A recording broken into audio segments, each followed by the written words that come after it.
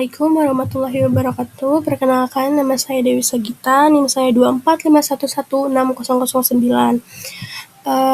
Di video kali ini saya akan menjelaskan mengenai soal studi kasus dari akuntansi keuangan 2. Langsung saja ke soal studi kasus yang pertama, yaitu mengenai akuntansi investasi saham. Pada tanggal 1 Oktober 2024, PTMU membeli 1.000 lembar saham biasa PTMC dengan harga pasar Rp1.000 per lembar. Nilai per saham PTMC adalah Rp600 per lembar. PTMU membayar biaya transaksi yang terkait langsung sebesar Rp5 juta. Presentasi kepemilikan hak suara bagi PTMU 10%. Pembelian saham ini tidak menghasilkan pengaruh signifikan bagi PTMU terhadap PTMC. Pada tanggal 1 Oktober 2025, PTMU menjual 50.000 lembar saham PTMC dengan harga Rp1.200 per lembar dan membayar biaya transaksi sebesar Rp1 juta.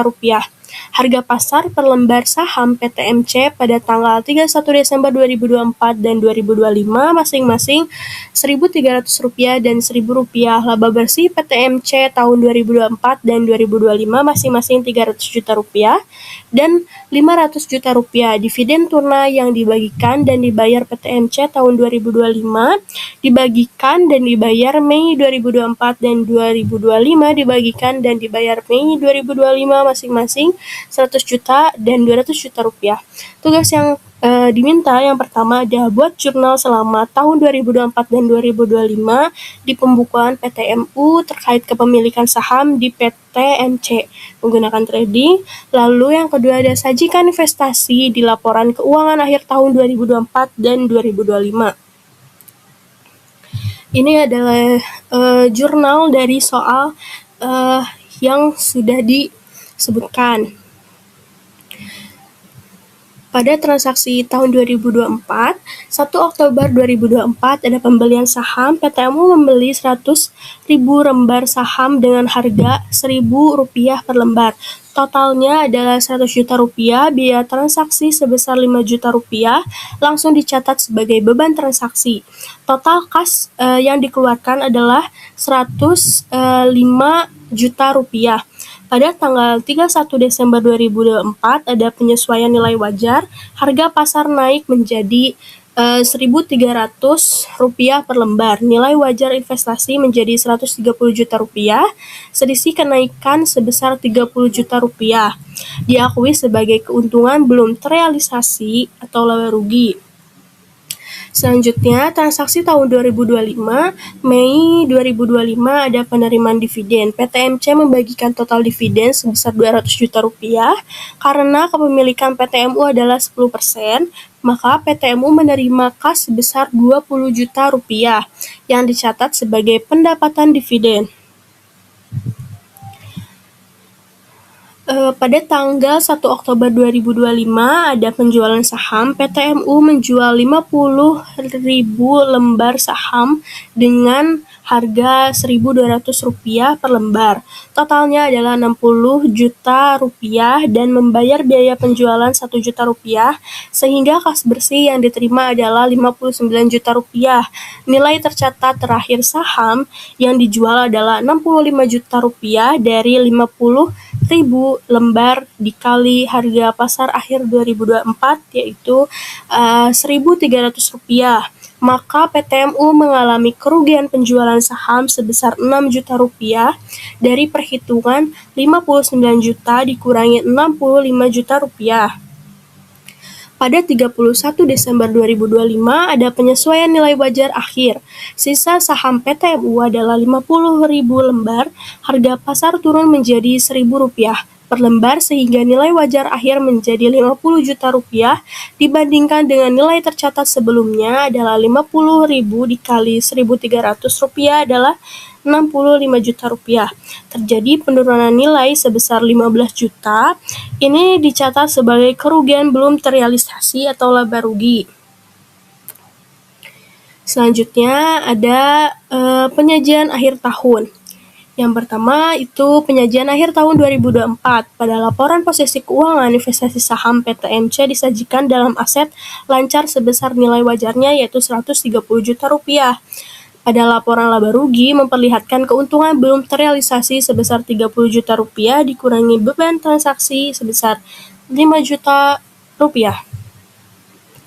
Selanjutnya ada penyajian akhir tahun 2025. Laporan posisi keuangan sisa investasi saham PTMC disajikan sebesar nilai wajar terbarunya yaitu Rp50 juta. Dan laporan laba rugi melaporkan pendapatan dividen Rp20 juta, kerugian penjualan minus Rp6 juta dan kerugian belum terrealisasi sebesar minus Rp15 juta. Menjadi pendapatan lain-lainnya adalah minus Rp1 juta. Studi kasus yang kedua ada akuntansi sewa. Jelaskan mengenai macam-macam pendapatan dan beri contoh jurnalnya. Macam-macam pendapatan dan contoh jurnal yang saya tampilkan ada 3. Yang pertama, pendapatan usaha, operasional atau operating revenue. Pendapatan yang diperoleh perusahaan dari aktivitas bisnis utamanya atau kegiatan inti. Yaitu ada perusahaan jasa atau disebut sebagai pendapatan jasa, lalu ada perusahaan dagang yang disebut sebagai pendapatan penjualan. Contoh kasusnya, PT Sejahtera menyelesaikan jasa konsultasi untuk klien senilai Rp10 juta dibayar tunai. Tanggal 5 bulan Januari 2026, keterangannya kas di debit sebesar Rp10 juta, pendapatan jasa di kredit Rp10 juta. Lalu macam yang kedua ada pendapatan di luar usaha, non-operational atau non-operating revenue, pendapatan yang diperoleh dari sumber atau aktivitas sampingan di luar kegiatan bisnis utama perusahaan. Contohnya seperti pendapatan bunga bank, pendapatan dividen, atau keuntungan dari penjualan aset tetap. Contoh kasusnya adalah perusahaan menerima pendapatan bunga dari rekening tabungan di bank sebesar Rp500.000 tanggal 10 bulan Januari 2026. Keterangannya kas di debit sebesar Rp500.000, pendapatan bunga di kredit sebesar Rp500.000. Lalu macam yang ketiga ada pendapatan diterima di muka, kondisi di mana perusahaan sudah menerima uang tunai dari pelanggan tetapi belum menyerahkan barang atau jasa yang dijanjikan. Berdasarkan asas akrual, uang ini belum boleh diakui sebagai pendapatan, melainkan dicatat sebagai kewajiban utang terlebih dahulu. Contohnya, seperti perusahaan menerima muka kerja dari pelanggan sebesar Rp3 juta untuk jasa yang baru akan dikerjakan bulan depan. Nah, tanggal 15 bulan Januari 2026, keterangannya kas di debit sebesar Rp3 juta dan pendapatan diterima di muka di kredit sebesar Rp3 juta. Lalu soal selanjutnya ada akuntansi sewa pembiayaan residu terjamin dan pembayaran di awal periode. Pada tanggal 1 Januari 2025, PT Lisa menandatangani kontrak sewa sebuah mesin selama 5 tahun dengan PT Lesi. Nilai wajar mesin saat awal sewa sebesar Rp300 juta dengan nilai residu Rp112 juta. Dijamin oleh PT Lisa. PT Lesi memproduksi sendiri mesin tersebut dengan biaya perolehan Rp250 juta. PT Lisa mulai menggunakan mesin tersebut pada tanggal 2 Januari 2025. Pada akhir masa sewa, mesin dikembalikan ke PT Lesi. PT Lesi menerima pembayaran sewa dilakukan secara tahunan setiap awal periode mulai 2 Januari 2025 sebesar Rp55.267.205.81. Tingkat bunga implisit yang ditetapkan PT Lesi sebesar 10%, sedangkan tingkat bunga inkremental sebesar 12%. Umur ekonomis mesin diestimasikan 8 tahun. Metode penyusutan yang digunakan kedua perusahaan adalah garis lurus. Yang diminta yang pertama ada tentukan jenis sewa pada kontrak di atas, jelaskan alasannya. Lalu yang kedua ada buatlah jurnal yang dibutuhkan mulai dari awal masa sewa hingga pembayaran sewa kedua dari sisi PT Lisa dan PT Lesi?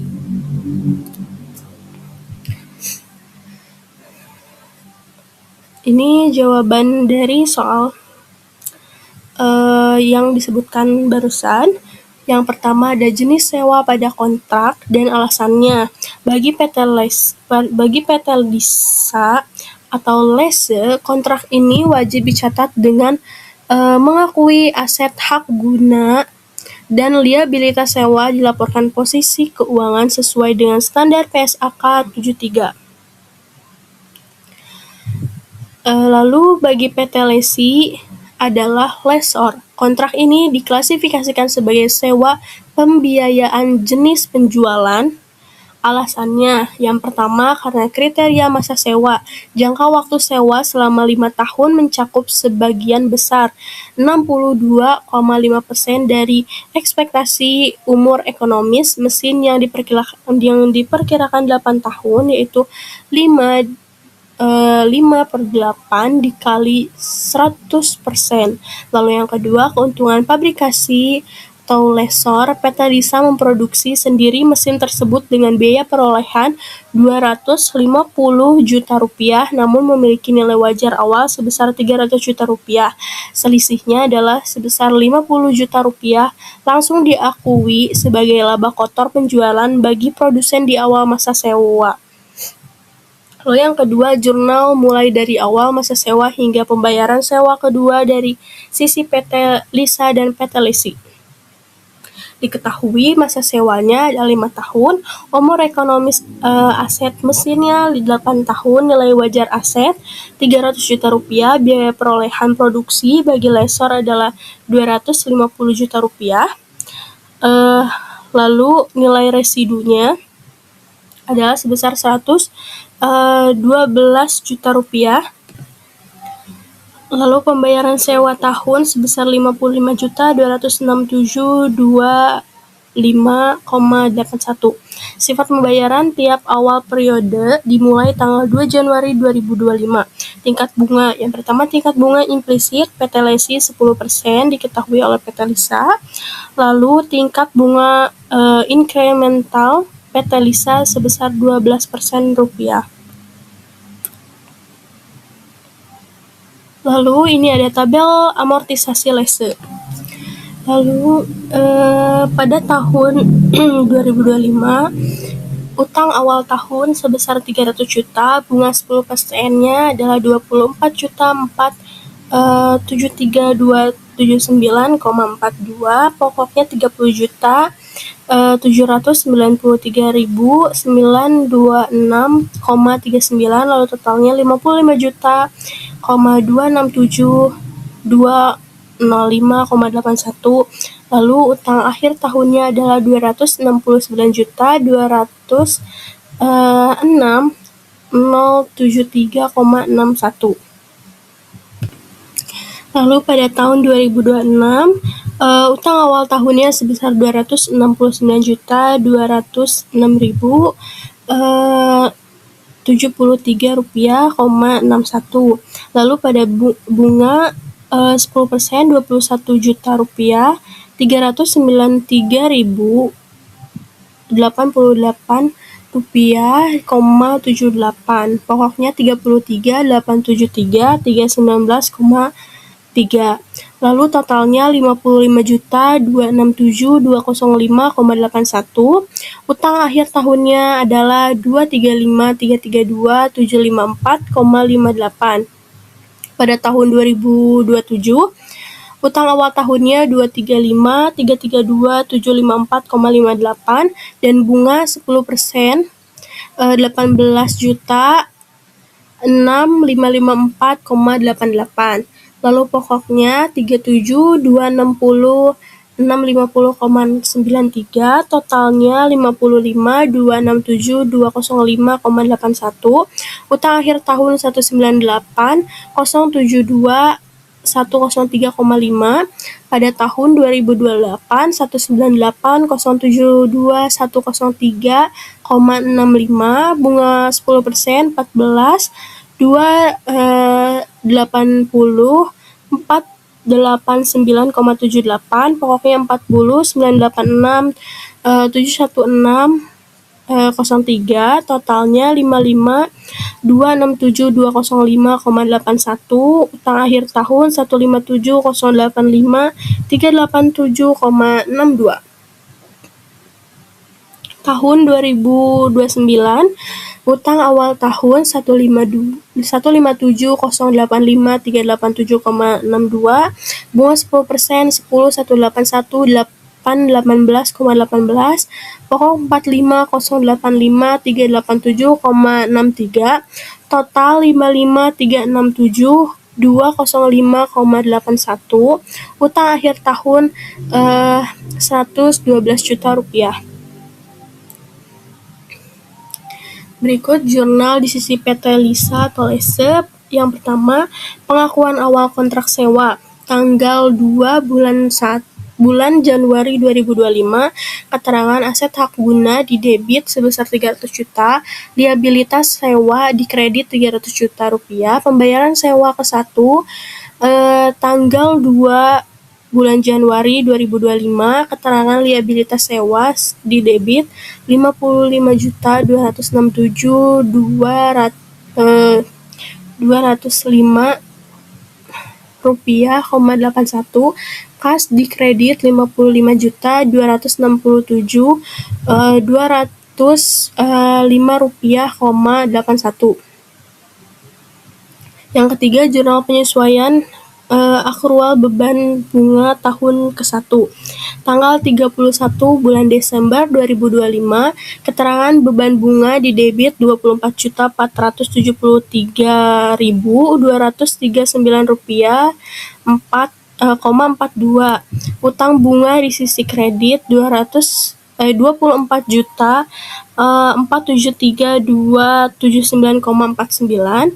Lalu yang keempat, pembayaran sewa kedua tanggal 2 bulan Januari 2024, keterangan utang bunga di debit 24.473.279,42, liabilitas sewa di debit 30.793.926,39, kas di kredit 55.267.205,81. Lalu jurnal di sisi PT Lesi atau Lesor. Yang pertama, pengakuan penjualan pabrikan dan piutang sewa tanggal 2 bulan Januari 2025, keterangannya piutang sewa pembiayaan di debit 300 juta rupiah, harga pokok penjualan atau HPP di debit 250 juta rupiah, pendapatan penjualan di kredit 300 juta rupiah, persediaan mesin 250 juta rupiah. Yang kedua, penerimaan pembayaran sewa ke-1 tanggal 2 bulan Januari 2025, keterangan kas di debit 55.267.205,81, piutang sewa pembiayaan di kredit 55.267.205,81. Yang ketiga, jurnal penyesuaian akrual pendapatan bunga tahun ke-1. Tahun 31 bulan Desember 2025, keterangan piutang bunga di debit 24.473.279,42, pendapatan bunga di kredit 24.473.279,43. Yang keempat, penerimaan pembayaran sewa kedua tanggal 2 bulan Januari 2026, keterangan kas di debit 55.267.205,81, piutang bunga 24.473.279,42, piutang sewa pembiayaan 30.793.926,39. Lalu selanjutnya ada koreksi kesalahan pencatatan jurnal. Pada tanggal 7 Januari, perusahaan membeli perlengkapan kantor senilai Rp220.000 secara kredit.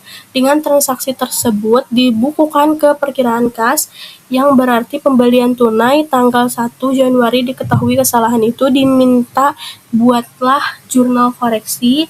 Lalu pada tanggal 4 Januari Pihak perusahaan membayar beban iklan senilai Rp172.000, ternyata saat diposting beban iklan dicatat sebagai Rp135.000.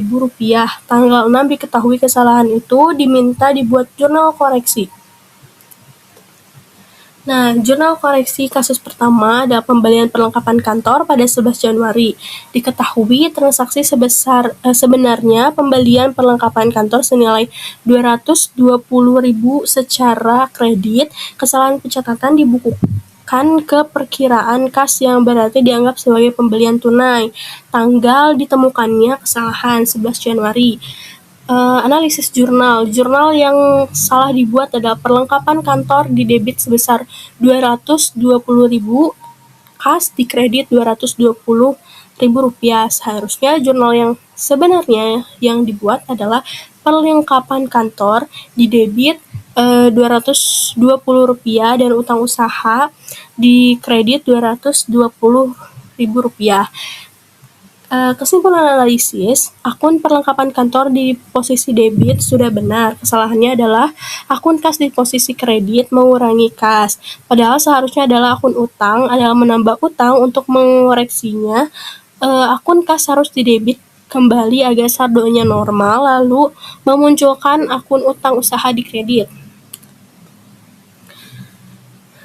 Jurnal koreksi 11 Januari. Tanggal 11 Januari, keterangan kas di debit Rp220.000, utang usaha di kredit Rp220.000.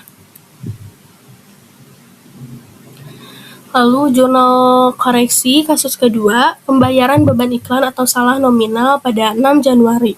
Diketahui transaksi sebenarnya adalah pembayaran beban iklan senilai Rp172.000. Kesalahan pencatatan saat dipotong dicatat sebesar Rp135.000 kurang catat. Tanggal ditemukannya kesalahan 6 Januari.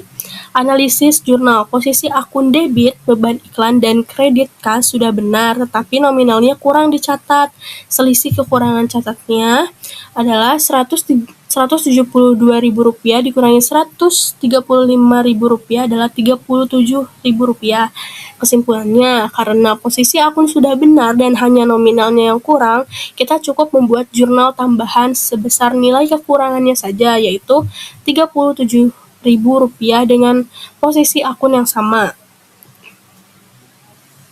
Jurnal koreksi 6 Januari. Tanggal 6 Januari, keterangan beban iklan di debit Rp37.000 dan di kas di kredit Rp37.000. Sekian dari saya. Wassalamualaikum warahmatullahi wabarakatuh.